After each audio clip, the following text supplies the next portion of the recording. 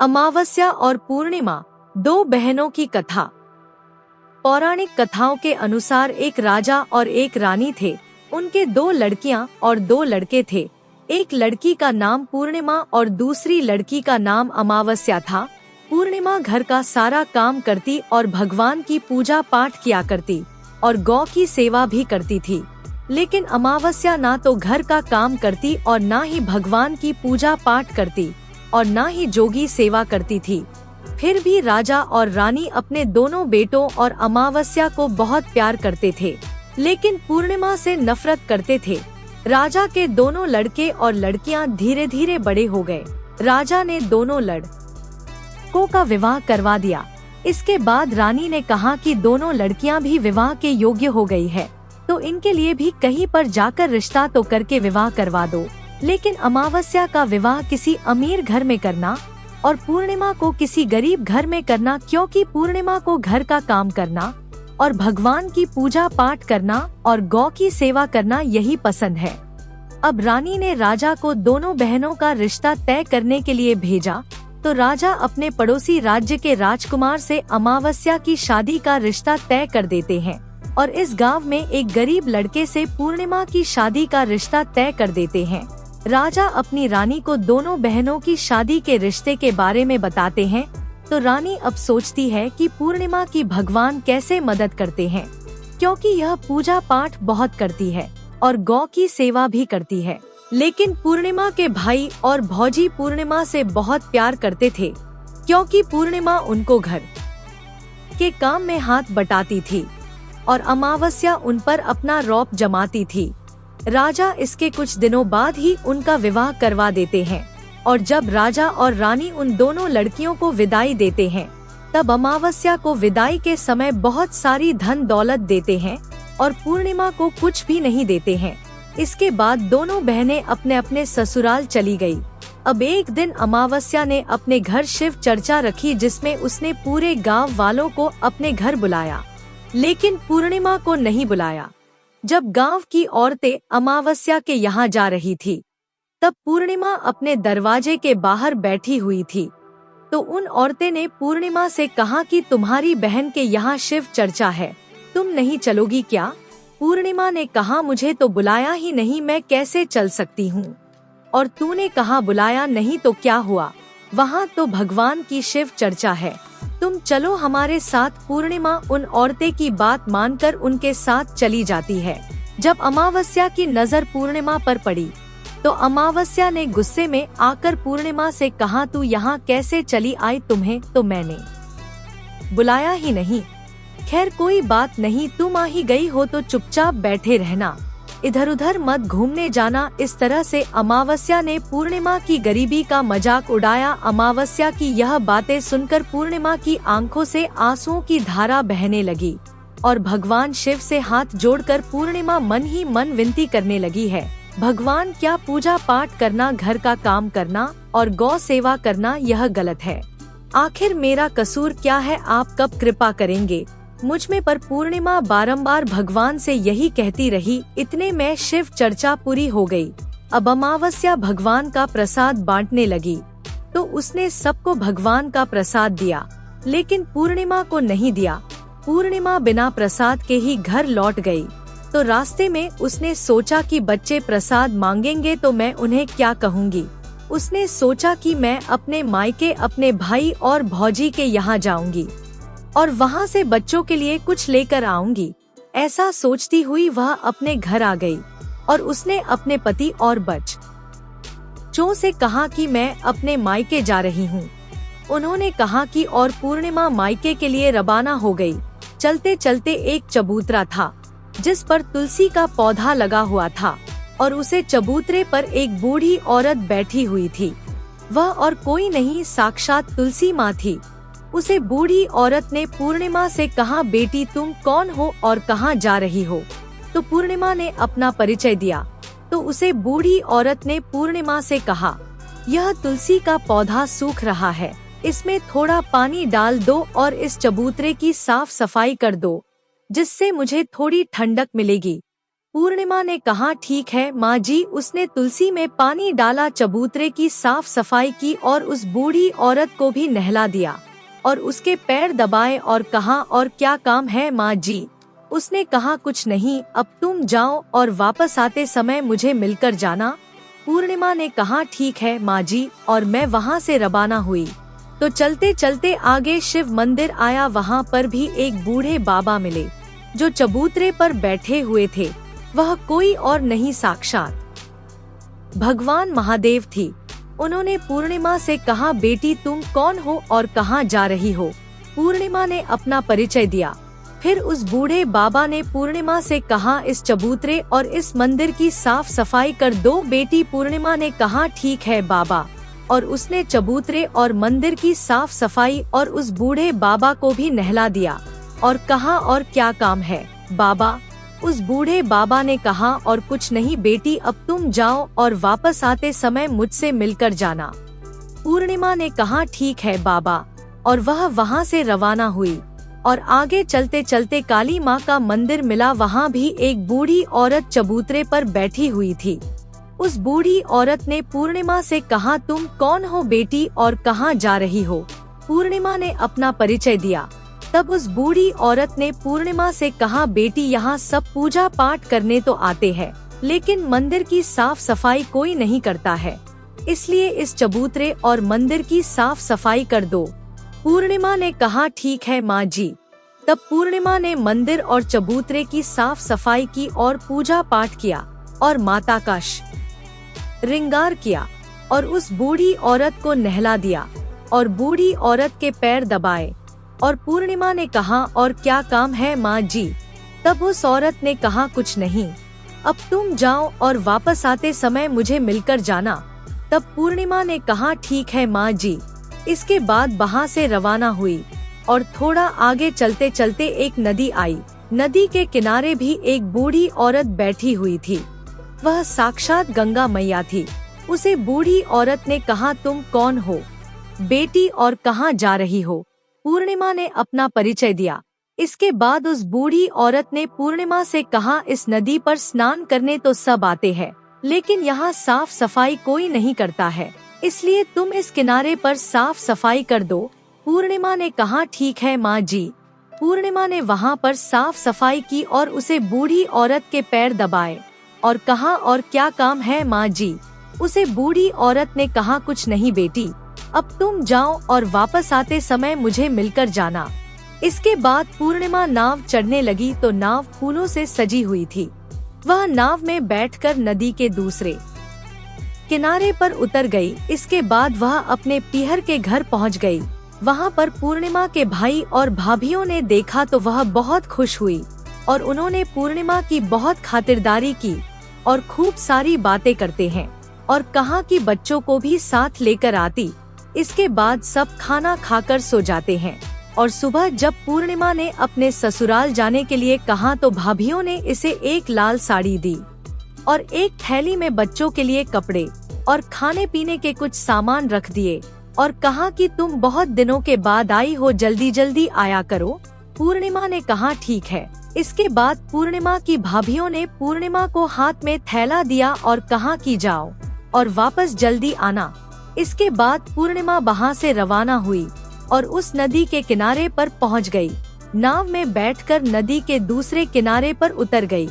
वहाँ पर उतरने के बाद पूर्णिमा को वही बूढ़ी माँ मिली जो साक्षात गंगा मैया थी। उससे बूढ़ी माँ ने कहा कैसी हो बेटी। पूर्णिमा ने कहा हाँ मैं आ गई। उस बूढ़ी माँ ने पूर्णिमा को एक थैला दिया और कहा कि इसे तुम अपने घर ले जाकर ही खोलना। पूर्णिमा ने कहा ठीक है माँ जी। अब पूर्णिमा के पास 2 थैले हो गए। उन्हें लेकर वहाँ से रवाना हुई।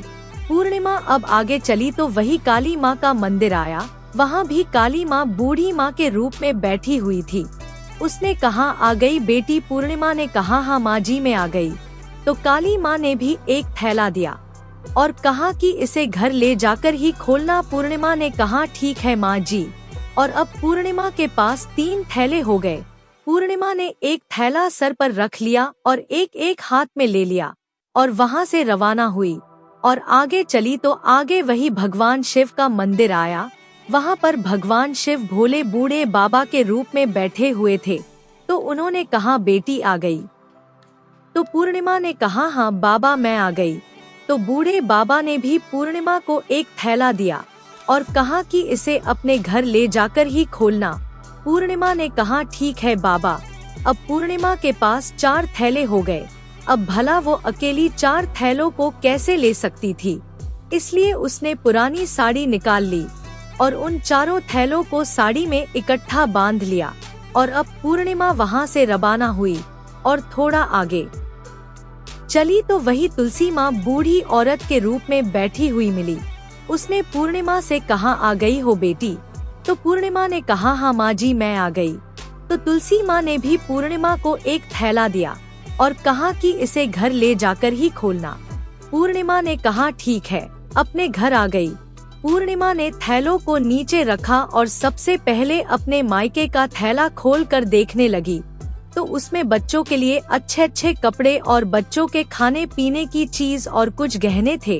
पूर्णिमा ने अपने बच्चों को वो नए नए कपड़े दिए और खाने पीने की चीज दी तो बच्चे बहुत खुश हुए। अब पूर्णिमा ने दूसरा थैला खोला जो उसे गंगा मैया ने दिया था। उसमें सोना और चांदी भरा हुआ था। अब पूर्णिमा ने तीसरा थैला खोला जो उसे काली माँ ने दिया था। उसमें 16 श्रृंगार का सामान भरा हुआ था। अब पूर्णिमा ने चौथा थैला खोला जो भगवान शिव ने उसे दिया था। उसमें धन संपत्ति और वो सारी खुशियाँ भरी हुई थी। अब पूर्णिमा ने 5वां थैला खोला जो उसे तुलसी माँ ने दिया था। उसमें चावल दाल और 7 प्रकार का दान भरा हुआ था। अब पूर्णिमा के घर में किसी भी चीज की कमी नहीं थी और उसका घर धन से परिपूर्ण हो गया। अब पूर्णिमा और उसका परिवार खुशी खुशी रहने लगा। अब पूर्णिमा के मन में विचार आया कि क्यों ना मैं भी अपने घर शिव चर्चा कराऊं और शिव चर्चा का कार्यक्रम रखा। पूर्णिमा ने गांव से सभी को बुलाया और अपनी बहन के घर भी गई। अपनी बहन को बुलाने के लिए अब अमावस्या अपनी बहन के घर शिव चर्चा में आई तो उसने देखा कि पूर्णिमा के घर में किसी भी चीज की कमी नहीं है। इतनी धन दौलत देखकर अमावस्या आश्चर्यचकित रह गई और उसने पूर्णिमा से कहा कि तुम्हारे घर में इतनी धन दौलत कैसे आई?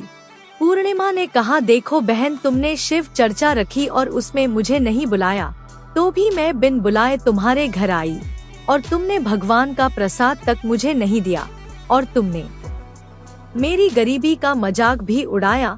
उसके बाद मैं जब अपने घर आ रही थी तो रास्ते में मेरे मन में विचार आया कि घर पर बच्चे जब प्रसाद मांगेंगे तो उन्हें मैं क्या कहूँगी। इसलिए मैंने सोचा कि मैं अपने मायके जाऊंगी और मैं अपने मायके चली गई और जो कुछ भी घटना हुई वह सब अमावस्या को बता दी। तब अमावस्या ने ही पूर्णिमा से कहा कि तुम भी मुझे प्रसाद मत दो और मुझे डांटो। लेकिन पूर्णिमा ने कहा, यह तो भगवान का प्रसाद है, मैं तो सबको दूंगी और तुम्हें भी दूंगी। फिर भी अमावस्या ने प्रसाद भी नहीं लिया और वह सीधे अपने घर चली गई। घर जाकर अपने बच्चों से कहा कि वह अपने मायके जाने के लिए रवाना हो गई। चलते चलते रास्ते में वही तुलसी माँ मिली जो चबूतरे प्रभु देवी माँ का रूप धारण करके बैठी हुई थी।